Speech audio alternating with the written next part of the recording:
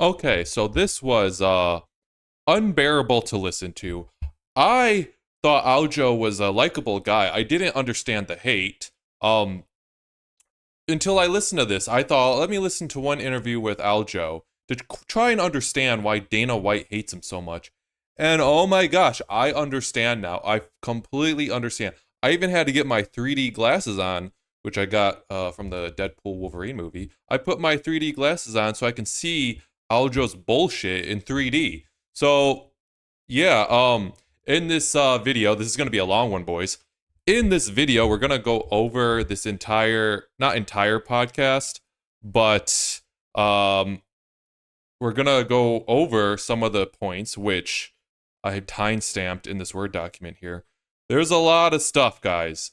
A lot of stuff. I was hoping it would be like maybe 4 things that he said that were a little wild. He says a lot of bullshit, all right? DJ too gets to a point, because there's a point in this interview where they're just complaining about being UFC fighters and how they're more connected to the fans than LeBron James and how it's a horrible thing. And it's just a complaint fest about being a fighter, and how they don't want to fight, especially DJ. He goes off like, I don't want to fight. Then don't be a fighter. So we'll get into it here, and we'll go over his Tapology page at the end of the video. There's a lot of stuff here that will contradict Aljo. Basically, Aljo, the main thing, because I know most of you won't make it to the end of the video, the main thing is he wants to take time off to enjoy his fame of being a fighter and to party, because apparently he has a drinking issue too, and he just wants to party and relax. There are multiple times in his career where he has had 1+ years off. For example, we have June, or not June. We have, where is it? I'm not going to go to it right now, but there was like 2 times where he had an entire year off, especially after the one here when he got the belt from Peter Yan in March of 2021, and he did not fight until April of 2022. That's over a year. And you need more time off to party. How many days do you need to party, dude? Let's get into it, guys. Feel free to like the video, subscribe to the channel, comment down below. We can have a discussion. And yeah, let's get into this amazing interview with none other than Aljamain Sterling himself. I really wanted to like him, but dude, my fat-free mass, and this is after my 1-month binge of just partying, drinking, enjoying my life, which I should have been able to do after I fought Henry. Yeah. But already, I should, I'll play it one more time. Month binge of GI testing. Yep. My fat-free mass, and this is after my 1-month binge of just partying, drinking, enjoying my life, which I. All right, so he's talking about his fat-free mass because he's talking about his weight cut, and he goes on my 1 month of party, drinking, binging, which I should have been able to do after the Henry fight. I need at least 7 months of party, drinking, binging. You're 35, dude. I think he's 30. He's like halfway through his 30s. How long? How much do you need to party, binge, drink? Like, dude, people go to work 5 days a week. How many days do you need to party and binge drink? What the hell? And then he says, which I should have been able to do after Henry's fight. Why should you fight Henry Cejudo and then, but you get many months off. Like at most you get, or at the very least, you get 3.5 months off, which is shown a lot through the Tapology. You get 3.5 months off. Party, binge, whatever for a month, you get 2.5 months. And we're going to get into that timeline too. That's what he had with the Sean fight. You get 2.5 months then to train if you need to spend a whole month partying and drinking. I should have been able to do after I fought Henry. Yeah. But, you know, for unforeseen circumstances to get the right outcome that they wanted, you know, I took another fight. Yep. All right, the UFC does do this, but later in the video, he talks about how when he fought Calvin Kattar at 145, they try to make him do a fast turnaround again. But he wasn't the champion anymore. He wasn't the champion anymore. And they still try to get him to do a fast turnaround. Maybe it's because you're a bigger name in the UFC and they want to stack a card. Maybe they're not just trying to get you, dude.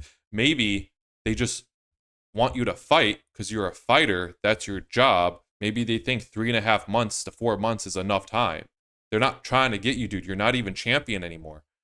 But yeah, and there was the Sean fight. It's just the way things timed. He goes on to say that he wouldn't be able to fight until then. If he didn't fight Sean in September, they wouldn't be able to book him till like March, April of next year. Dude, they're not leaving calendar days open for you just to walk in whenever. They even did this with McGregor. They don't just have free days for McGregor to just walk in and take. They have events planned out. All right. We'll go next to, let me scroll back up here. 1440. And at 1440, he'll still talk about how he doesn't have enough time to do what he wants. What about now? When you cut to when you fought Sean, how much would you have to cut the night before? I think we had 9. 9.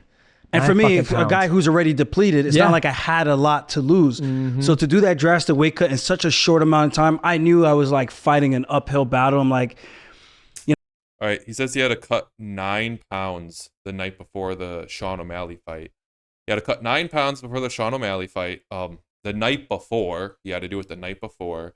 And so he's already playing victim. Like, I knew it was an uphill battle. Dude, you're a weight bully. Don't fight at 135. Don't be a weight bully. He's massive for 135. It's not the UFC's fault that you need to cut like your whole body mass and muscle as well to make 135. So he's already saying it was an uphill battle because he had to cut 9 pounds before the Sean fight. It's not the UFC's fault. You know, I told my manager no probably like 5 different times. But eventually, somehow, I was eventually convinced to take it. And the thing is I'll help you speak to this. You know, dude, he had 3.5 months to make that weight, but he said he needed a month to recover his shins. So then he only had 2.5 months to diet. He said, he's like, my dieting, I only had 2.5 months. Only 2.5 months. The UFC, they do what they want to fucking do, right? Like when they were trying to force me to fight TJ Dillashaw, I was like, pay me $1 million. So they're like, we're going to close the division. They're like, close the motherfucking division, Sean. Next thing you know, like, we're not closing the division, right? So they always have their sneaky ways to, you know, put champions, I guess you can say, in a position to take a fight. When they, honestly, you didn't have to take that fight because you just fought Henry Cejudo. And then what was the turnaround for you to fight Sean? Like 3.5 months. 3.5 months. That's fucking, like, in today's age in mixed martial arts, that's 5-round fight. Yeah, 5-round fight. It's unheard. It's not unheard of. It's not.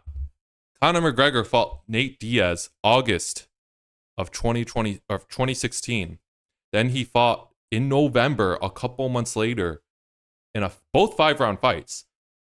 Alvarez went from a war with Nate Diaz to fighting Alvarez a few months later in New York.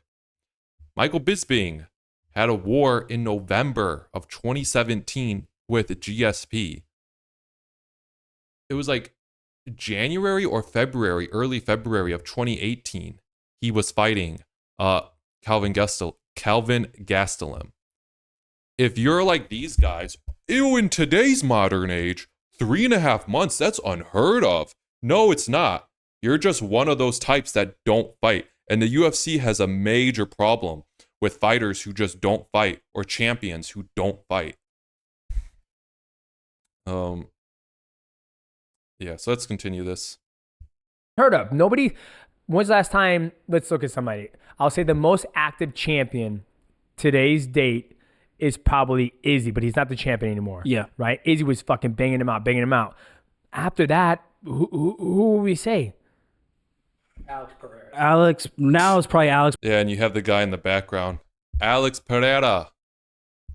He's not crying because he's from a different generation. He's not like your snowflakes you got here. Pereira. Yep. But after that, there was really no one else turning around that quickly. Mm-hmm. And it wasn't the turnaround. It was a turnaround. It was more so the injuries that I had after the fight and from before the fight, because that's... It's like it wasn't the turnaround. It was the turnaround. That's when I went to Colombia to get the stem cells from BioAccelerator. And that helped out, but I didn't even give that enough time to do his job because I was trying to rush to get back to fight Henry so that they didn't make an interim. Yep. So they. All right. So he says he went to Colombia to get stem cells for an injury, but he had to rush to come back to fight Henry Cejudo. Let's see how much time he had before the Henry Cejudo fight. All right. If we go to Henry Cejudo, May of 2023. His fight with TJ Dillashaw was October of 2022. So that is like 6.5 months. You had 6.5 months to get the stem cells and recover. What do you want? Do you want 2 years, a year to get an injection and then sit? You had 6.5 months. It's not the UFC's fault that you got the stem cells if you got it right before the Henry fight. It's not. You had 6.5 months. Stop focusing on your month-long benders of alcohol drinking and get the stem cells. All right, we move on to injury before the Sean fight. 15:30, 17:10. All right, let's get into it. They said the longest we could do for the Henry fight was May. And I said, okay. So I went. They were able to squeeze me in because there was a long wait list. But they managed to get me in. I had to call Heather from the PI. They pulled some strings, some other people. And they were able to navigate and get me in there. Just get to the fight. Yep. And then after that, like my shins was so beat up from that fight because Henry's fast. Yeah, he is. Even off the couch, people were like, oh, you beat a washed up, watered down Henry. I'm like, dude.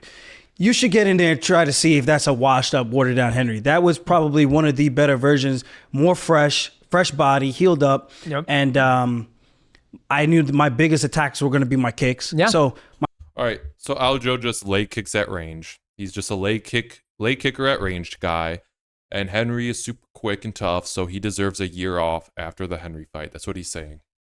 my shins were so swollen that you could put fingerprints just by squeezing my shins. Damn. So I was like, dude, I can't train for pretty much a month. Mm-hmm. So that 3.5 month turnaround turns into 2 months, 2.5. Yeah, 2.5, and then it's like and then the dieting. And I think people don't understand like the.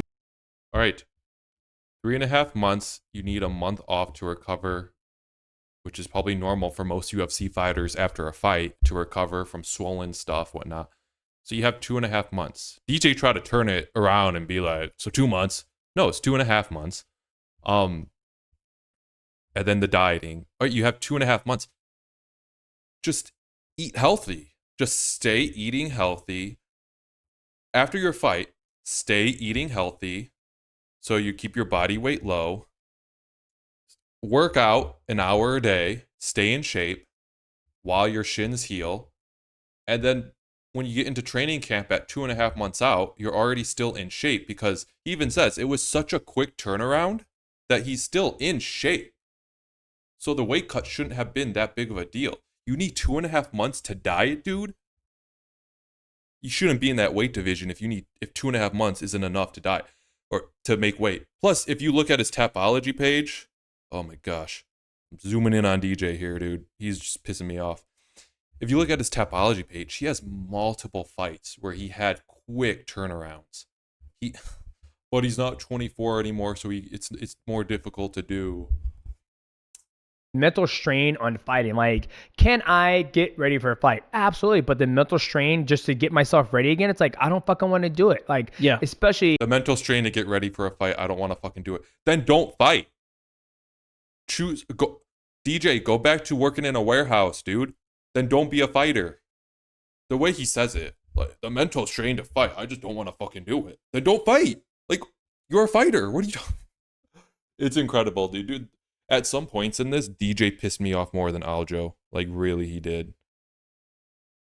Hard fight with Henry. Then you got to turn around, do all that. You have all these injuries. You have, what is that called when you have a lot of water retention in your legs and you squeeze? I think it's called, we're just talking about that because my father-in-law just went through heart surgery and he had an edema. Yes. Yeah, edema is where your body retains all that fluid. So, I mean, I understand because I'm an athlete and I've been in your shoes before when it's like, dude, I just got done fucking training. I'm still hurting. I don't want to do another fight. And then you end up doing it and doesn't work out the way you wanted it to, but it happened, right? Yeah, at the end of the day, I take responsibility. Like, I signed the contract, right? Yeah. But if people who don't understand fighting, if you do understand fighting, you would understand that that wasn't the best version of myself from a physical standpoint, a mental standpoint, and a tactical standpoint. And Dude, he got folded like a towel because he just charged in. Like, if you see the fight when he gets knocked out, he just starts taking huge steps and then he got countered. That has nothing to do with your swollen shins. That has nothing to do with you having 3.5 months instead of 5.5 months. You got counter struck in the face. No, if you even took a huge time off, you probably would have been in worse condition. Activity is very important. I would say that was probably a better version of him that night. He just got counter punched in the face because he says in this interview it was hard. It's hard to take Sean down. The way he moves and stuff, it's difficult. So he just got frustrated. He lunged in and got counter hit. Got countered right in that chin. Folded like a beach towel. All right. We're at 1850. We're making our way down the list, boys. Go to 1900. Fighting in March or April, only wanted an extra month. Yeah, so he only wanted an extra month here. We'll go to 19. We're about there. And I was like, you know what? I said no, but this is what they're telling me, and X, Y, and Z. I won't be able to fight till next year. They said like March or April. Something crazy. Where it's like, I asked you for one extra month so I could just decompress. All I want is a month to decompress. That's it. Yeah. It's like, give me some time to heal and then let me enjoy my month while I heal. So it's not like I'm healing and I'm like, I got to figure out what to do so I can stay in some type of shape while this guy is training, getting ready to beat this broken version of me.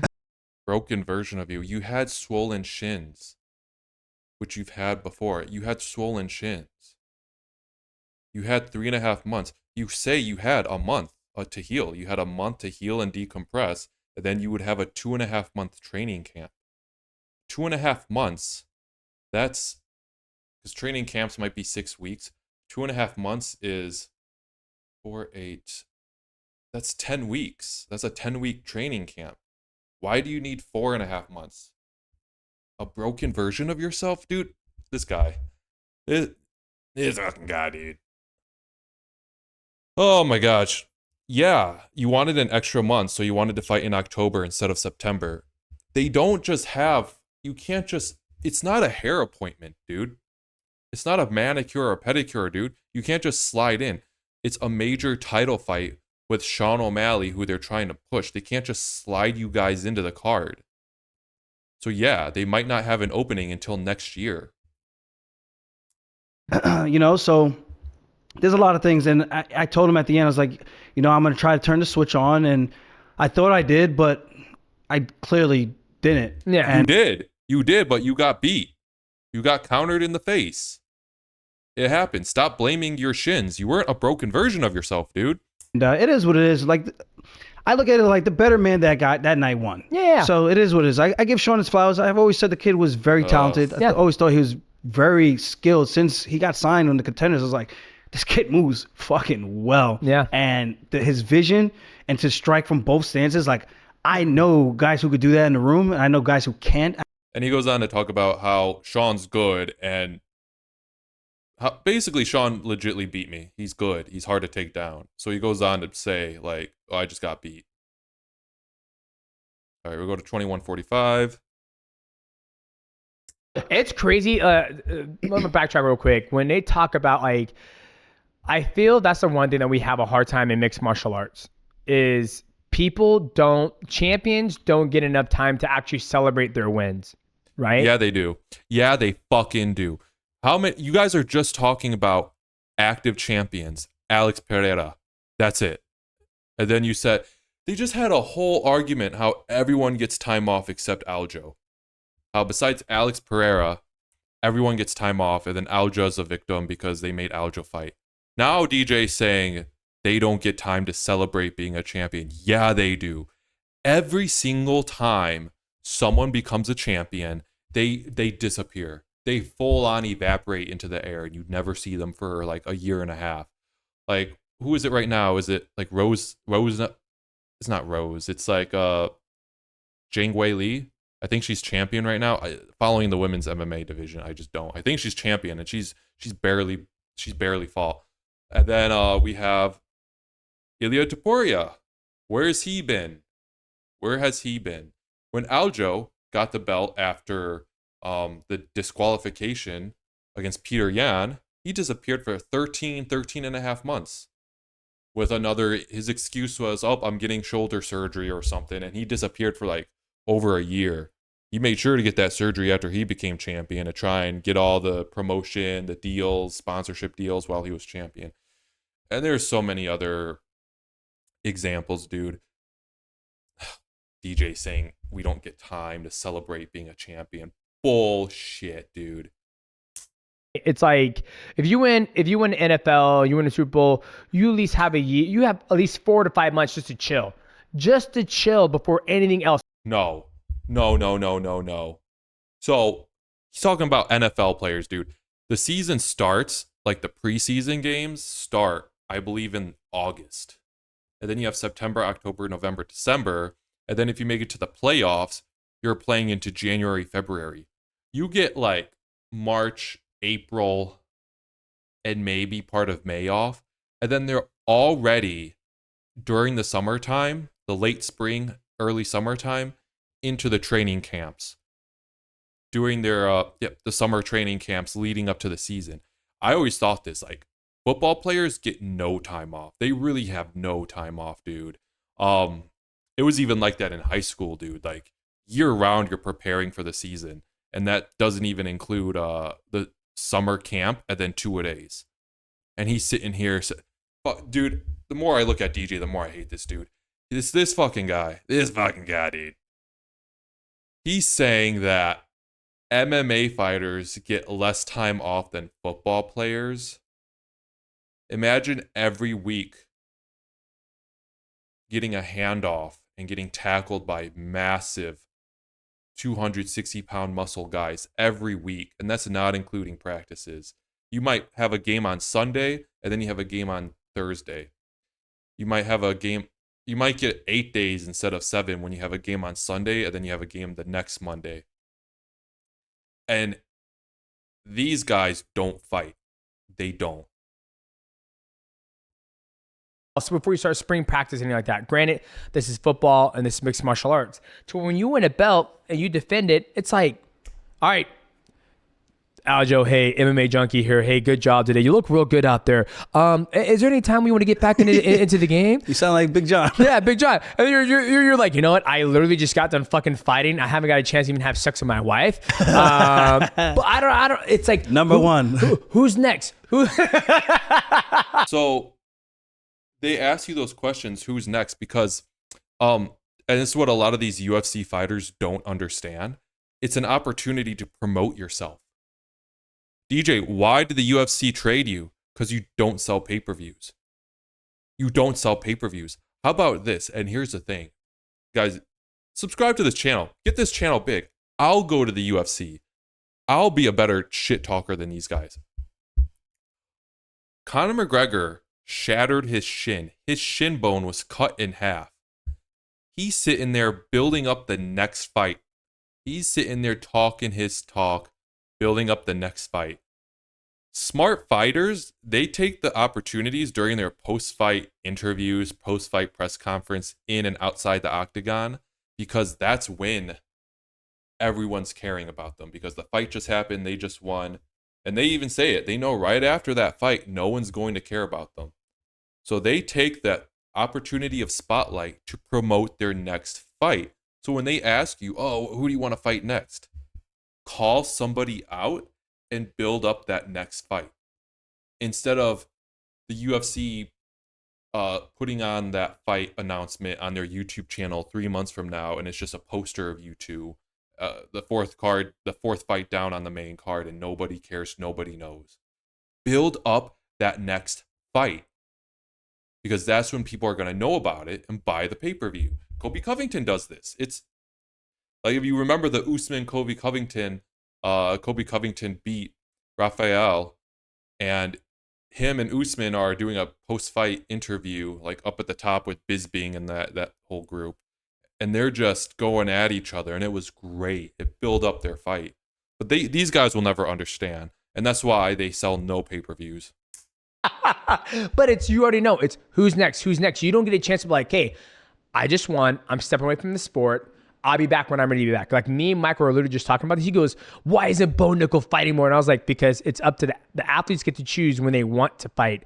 If they don't pressure you, Not right? a champ, though. Don't fucking matter, Michael. Nah, I respect Bo Nickel for fighting when he's ready to fight, because we are still people. We have other things that we want to do. Like, what's the point of accomplishing all of this on an international platform, getting the notoriety, making the money, and then not being able to enjoy it? I agree. There's like, isn't that the reason why we did this? Just to say, you think we want to just be robots and fight every single weekend? Like, that sounds cool and all, but this isn't Fight Club. Like, yeah. I would like to go home and enjoy myself and enjoy a nice cocktail and just relax, party a little bit. I don't do any hardcore drugs. I smoke weed, occasionally mess around with psilocybin, and take a little trip here and there. Once in the blue, maybe like one. All right, I'm taking off the glasses. I think they're not good for my eyes, honestly, the 3D glasses. All right, what is this little boy doing? So he's like, we're not robots. I want to enjoy a nice cocktail. What's the point of fighting if we can't? And he didn't want to say it because it would sound very superficial. What's the point of fighting if we can't become famous athletes and not enjoy being famous athletes? What are you going to do? Most of the time you have had 6+ months to a year off. What else do you want? Okay, you want to enjoy a nice cocktail? That's 5 minutes. That's 5 minutes.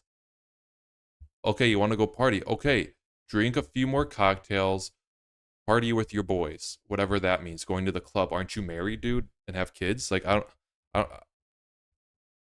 don't even know if he has kids, but I know he has a girl. Okay, do that 2 days, 3 days, 4 days, 5 days, 6 days. 7 days, you're still partying and drinking cocktails? I'll give you another 7 days. That's only half a month right there. That's 2 weeks.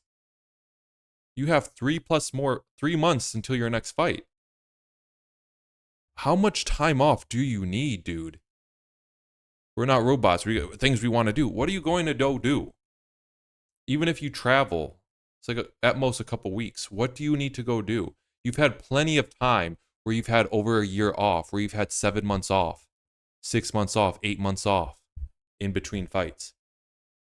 He's so vague about it. He doesn't go into detail why he needs so much time. He just says cocktail. And he gets into like that he has a drinking problem. He says it's his vice. Once, twice a year. Yeah. And I drink. Yeah. And I'm very open about it. It's one of my vices, but it keeps me sane. Yeah. Just like when we would wrestle, we'd compete, we'd do a crazy tournament, hard week of training. Then that weekend. All right, so he says basically he wants to drink, but he can't drink because he has to be in training camp. But later on, and I think I go over it, he talks about how he trained with John Jones, and John Jones would drink and party and then kill a guy the next day because of steroids. But so he goes on about how he wants to drink. He has a drinking issue, obviously, but he can't drink because he has to train, because that's your job, dude. Do you think people working 5 days a week, 9 to 5, drink every night? They'll be struggling. You get months off in between, dude. Also, drinking a little bit won't really affect you all that much, like in training, I don't think. And he even says later on, he said, yeah, then I went from like 3 weeks out, 2 weeks out, 1 week out, I'll have a drink, and it didn't affect me at all. It was all mental. So he literally says he wants to drink. That's why he doesn't want to fight that much. But then goes on to say it's all mental. He can actually drink during training camp. So what's the point of saying this? All right, where are we at now? This is just unbearable. If you're still watching this, guys, oh my gosh. Good job. All right. Yeah, then at 25 minutes, he'll talk about how drinking actually helps him. Let's go to 25 minutes here.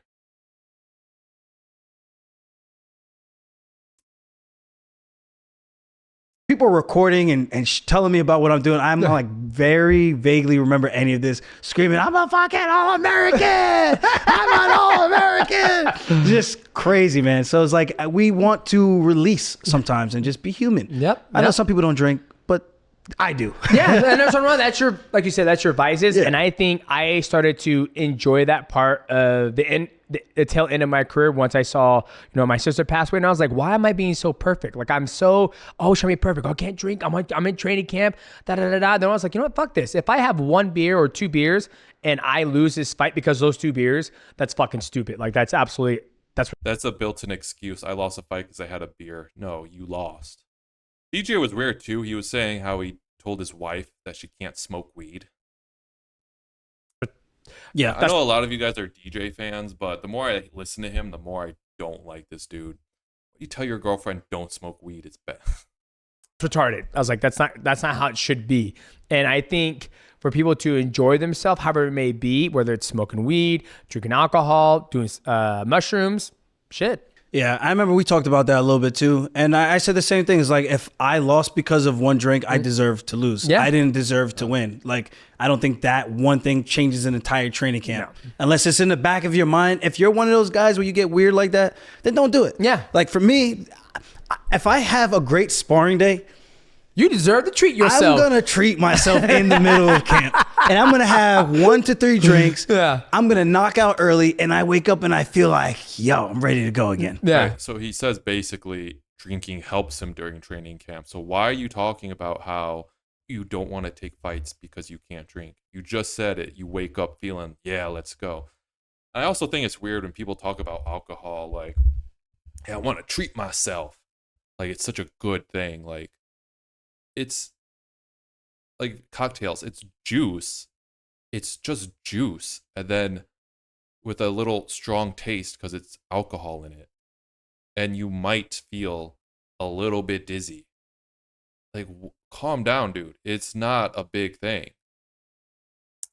Like, not spar, but I'm ready to train. Like, I feel fresh. You feel good. You feel like it's almost like a reset. Like, hey, you know what? You're still enjoying life. Yeah. Right? That's the worst thing that I always hated in being in training camp, is that you basically cut up all the outside world. Nothing else exists besides the fight. Like, granted, for me, I'm taking care of the kids, I'm taking them to the YMCA and all that other shit. But as far as going out and having dinner with the friends or having a drink or whatever, it's like, no, that shit doesn't exist. Now, when you actually do it, it's like, oh, I'm just getting ready to fight and enjoying my best life. Yeah. And I think suspect number 1, and I got to see this firsthand, was John Jones. But yeah.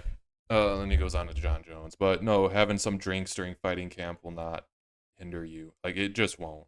It's juice with alcohol in it. Let's be real. Jeez.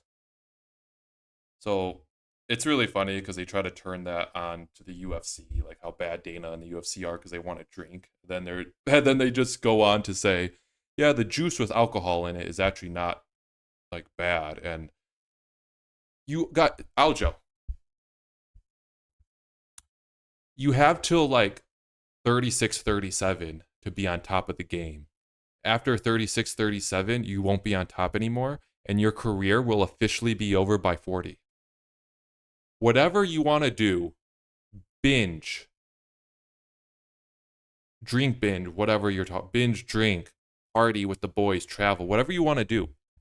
Aljo, if you live to be 80 years old, you're not even, by the time you're done fighting, you're not even halfway done with your life. You have time to do this stuff when you're done fighting. Stop complaining that you want, instead of 3.5 months, you need 3.5 months and a week, 4 months, 4.5 months, because you wanted to party an extra week. A couple more years of this and you'll be done. Party then, dude. How these people who need a party. All right. So where are we at? 27-15. Yeah, 27-15, he just talks about it being a mental thing, that it doesn't actually matter. John Jones was doing it. All right, we'll go to 43 minutes. He's losing a grappling match due to his vacation, dude. This is where I understand Dana White after this, dude. Because it's with all promotions. This guy, dude. All right.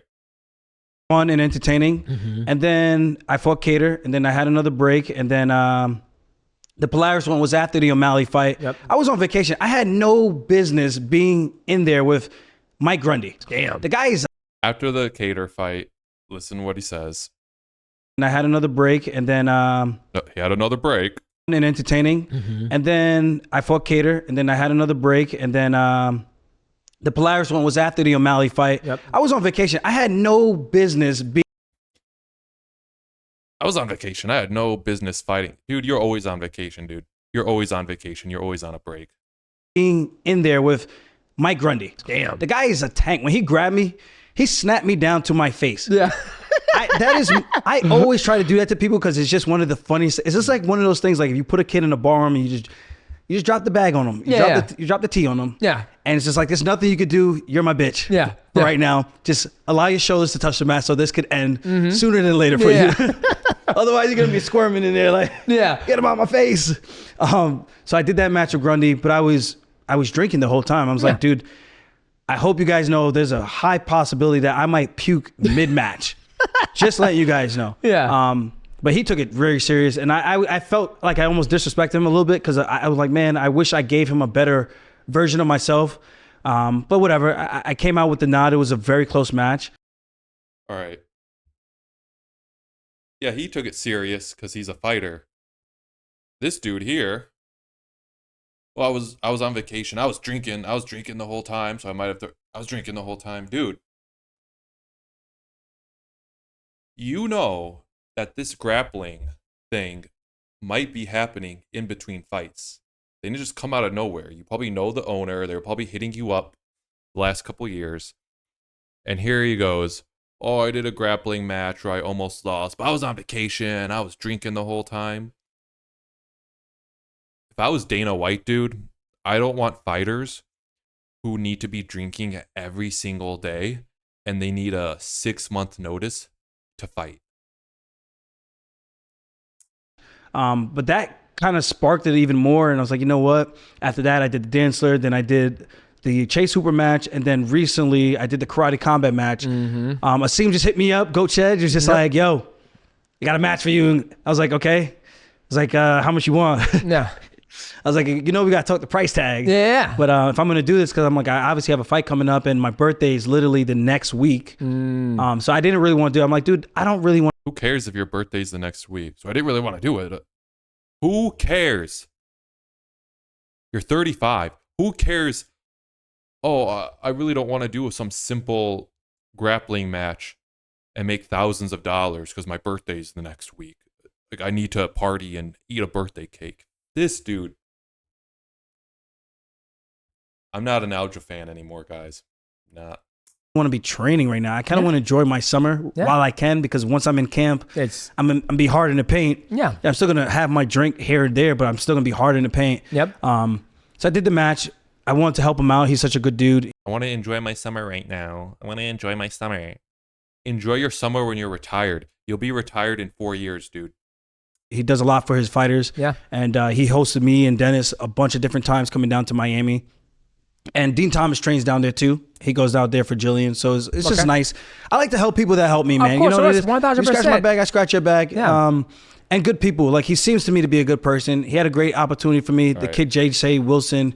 We're going to go to 1 hour into the video. They talk about how it's difficult to promote themselves. It's actually not difficult to promote yourself. Like, guys, I say it again. These fighters have no idea how to talk. It's not that difficult to promote yourself. Oh, you good motherfuckers getting cases. Yeah. I'm just like, damn, that's what it felt like. Yeah. But I do think, not to bring up fighter pay, but I think there's some type of, I'm trying to make sure I use the correct words here. Just say it, dog. Because we aren't paid the way an NBA or NFL team, MLB, soccer, MLS, because they're paid so significantly more. They don't have to worry about doing this stuff to build their brand per se. 1000%. Where for us, we need to. You cannot tell me some random dude on the New York Knicks or Brooklyn Nets, center forward, whatever, is more recognized than you. You fight, as Chael Sonnen said, at most 3 times a year. But let's be honest, you fight 1 to 2 times a year. And the amount of money you make, even if the amount of money you make from those 2 nights is probably for Aljo more than some random dude on the roster of the New York Nets or Brooklyn Nets. I don't watch basketball. I guarantee you, Aljo and Demetrious Johnson make more money than them. And you guys get promoted more. No one is interviewing this random guy on one of the Wisconsin Bucks basketball team. No one is. And then they try to make their argument by comparing themselves to LeBron James. That's going to... It's like comparing Conor McGregor to a random on the Milwaukee Bucks. Engage to get people to understand, because we only get seen on TV for that 15 minutes, and then we're gone to the abyss for maybe a couple of months. Yep, absolutely.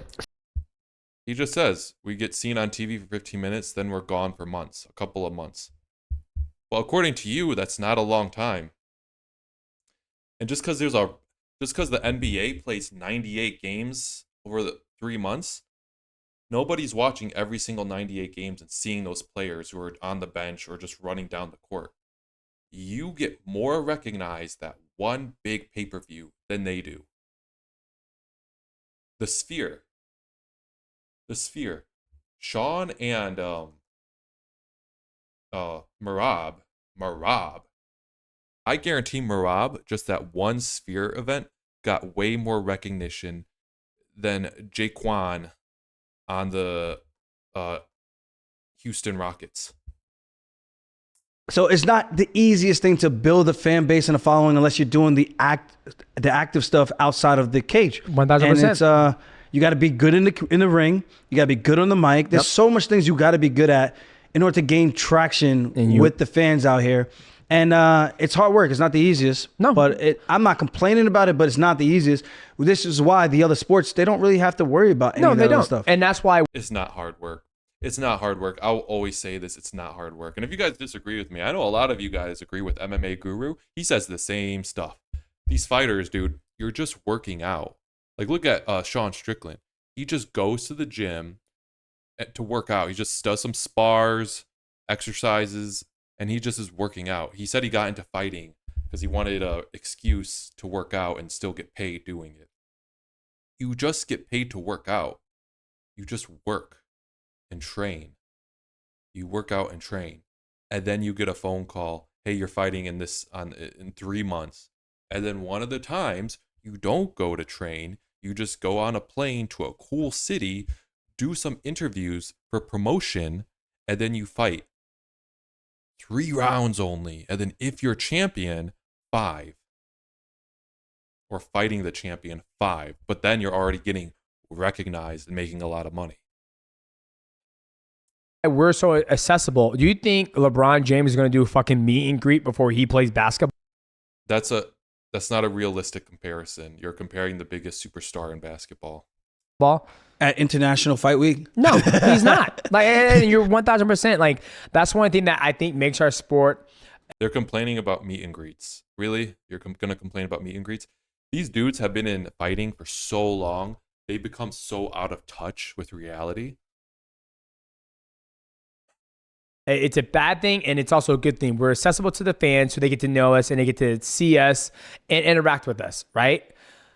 But at the same time, we don't make as much money as LeBron James or even fucking golfers or whatever you may say, because if you sign a contract, you make $80 million. Like, let's say you sign a contract with the UFC and goes, hey, Aljo, you're going to fight 10 times. You're going to get $40 million up front, guaranteed, and you owe us, those 10 fights, and every single fight you break it down, you get the rest of their cash, right? Yeah. You wouldn't have to feel obligated to do. It's the truth. No, I agree with you. It's 100%. 1,000%. You get to do things you want to do. Like, you know what? Like, hey, I'm going to do a backpack drive. And when I do that, I'm going to have everybody come out there. I'll sign some autographs, whatever. It's not going to be because I've been in your shoes. I'm still am in your shoes. If somebody calls, hey, Aljo, we got an opportunity for you to come out and sign some autographs for $5,000 cash. You're like, Becca, pack your fucking bags. We're going and grab a case of Funk Harbor too. Like we're just looking for every opportunity to make money and interact with our fan base, which I see there's nothing wrong with that. But I think in the full context of thing, how we're so accessible, how we get belittled on the internet where it's like, this motherfucker doesn't know the difference between slavery and what's that word? Apartheid. All right. Other LeBron James gets belittled on the internet. If you haven't seen what's going on recently, he's all over the internet. I don't know if it's photoshopped or not in a maid dress. But he's describing the pay for these other athletes. Like you get 40 million up front and then you get the other 80 million over the course of 80 games or whatever. Dude, that's the minority of athletes in the NFL, in the NBA. And you make less than golfers? I don't know about that. Aljo and Demetrious Johnson, through fighting and then through promoting whatever, and then Aljo, he goes into or promoting like products on their Instagrams, whatever.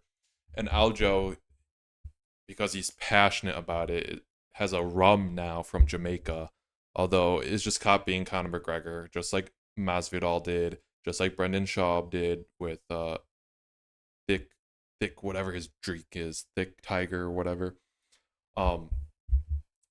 They have other ways of making money, and they're saying we have to go and do meet and greets and sign stuff. Like, that's so awful. Even taking out everything on the side, the amount of money Demetrious Johnson and Aljo make from one fight is probably a lot more money than most NBA players. Who they think every NBA player makes 40 million up front and then get out of here. They're just having a victim cope session. It's unbelievable. Like, I don't understand. Like, now I'm starting to see why Dana White does not like these two. Apartheid, right? Like that's just part of the game that we're in. But even by definition, and even from the conversation I've had with, because people are trying to say you never had conversations with South Africans that were using it interchangeably. I'm like, yeah, because you were in the fucking room. You were in the goddamn room. So you know for sure. I'm like, I think stupid that I would know the difference between the words. I'm like, you think I would call it slavery if I didn't know? Yeah. Like, give me a break. Yeah. But I think he's about to get into his grappling match that he lost because of some stupid reason here. Just to add on to this long video of But even to go back to that point, it's just like even when I did that grappling match at Polaris, like while I'm on vacation, in my head I'm like, dude, I don't need to do this. Yeah. But this does pay for the vacation. Why not? So he's on another or was it the same vacation? Hang on. It's just like even when I did that grappling match at Polaris, like while I'm on vacation, in my head I'm like, dude. Right. Talking about how he's on a vacation and he was a victim because someone called him and was like, hey, you want to do jujitsu? And we will basically pay for that vacation across the world. That probably was thousands of dollars. I don't need to do this. Yeah. But this does pay for the vacation. Why not? So why are you complaining? The privilege, dude. You do a grappling match and it pays for the vacation and you get more notoriety.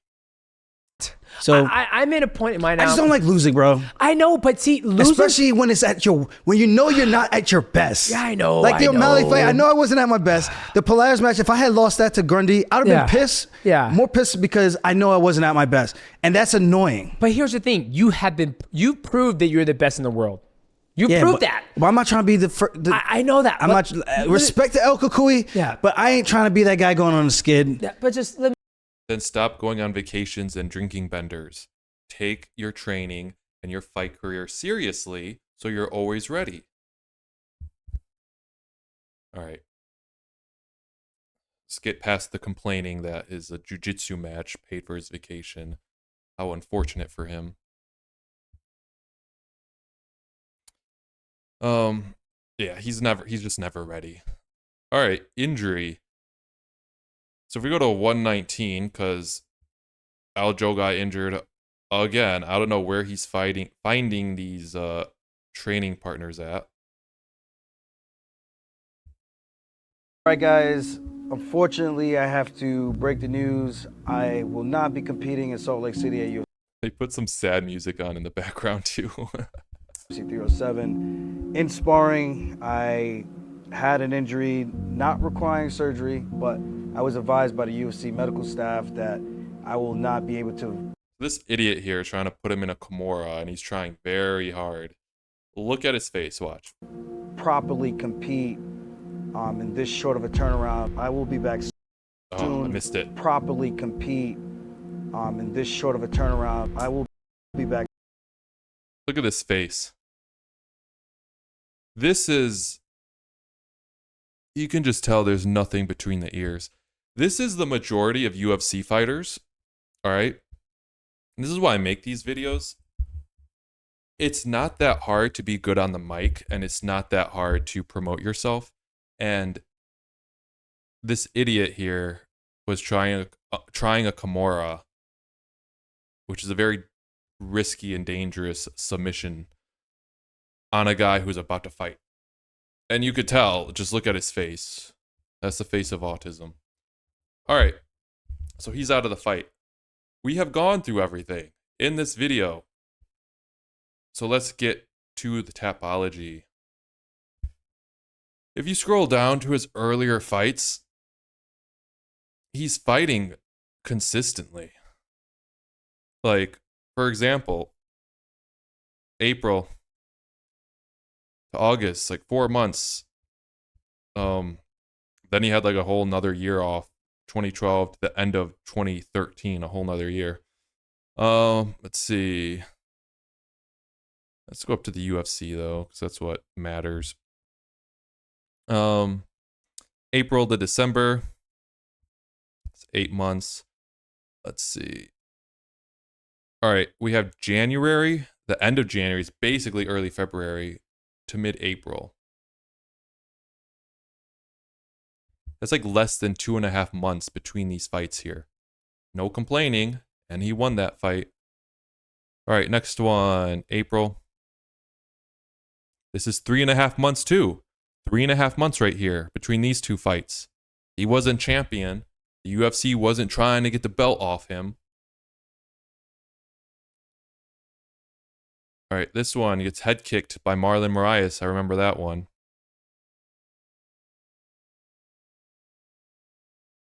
Then he had like a little less than 4.5 months. This one, like 4.5 months. I can tell I think he got used to having 4.5 months in between fights. So the one time he got 3.5 months, he thinks they're trying to get him. Because there was like, he picked up on the pattern that he's getting 4.5 months now.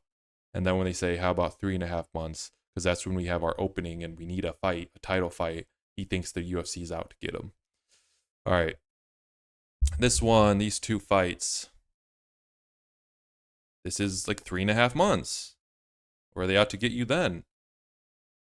And then this, between these two fights, is an entire year. Granted, it's COVID, but an entire year. You could have partied then, Aljo. You could have gone on your benders then. All right. And then after June, he didn't fight until March of 2021. That's a huge time off. You could have partied then, Aljo. Off the offline knee, Aljo.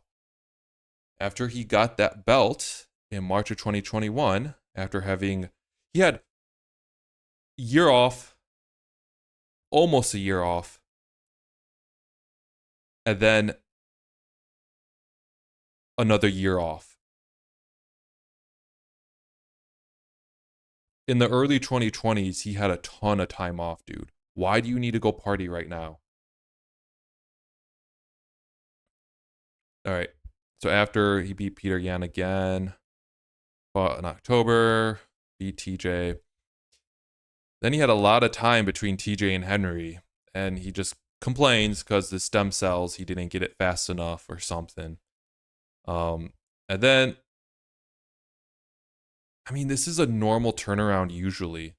But then Demetrious just tries to add on and say, no, that's unheard of in modern MMA. Yeah, modern MMA, because you're all soft. And then we get into the grappling after his loss. Mike Grundy. Super. All right. He had his Calvin Kattar fight. Then soon after that, not even soon after that, but he said after the Calvin Kattar fight, because his next fight was set for October, but they wanted him to fight even before that, and he said no. And it's like, again, you already lost the belt, so they're not trying to get you, dude.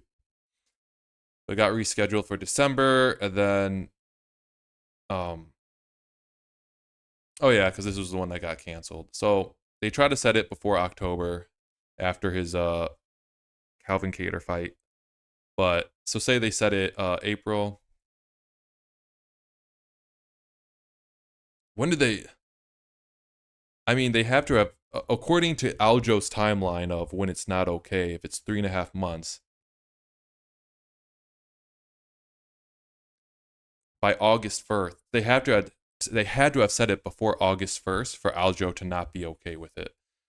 So then that's before the 3.5 month time span. So it was set in October, got canceled, now it's December. And he's so devastated because now that messes up his entire weight cut because he was 3 weeks out. It messes up his entire weight cut. Don't be a weight bully. All right, guys. I think that's it for this video. Yeah. So this is Aljo. Yeah, he's 35. He's 35. This is Aljamain Sterling. I understand now the hate for him by Dana White and other promoters. And like, comment, subscribe. See you in the next video.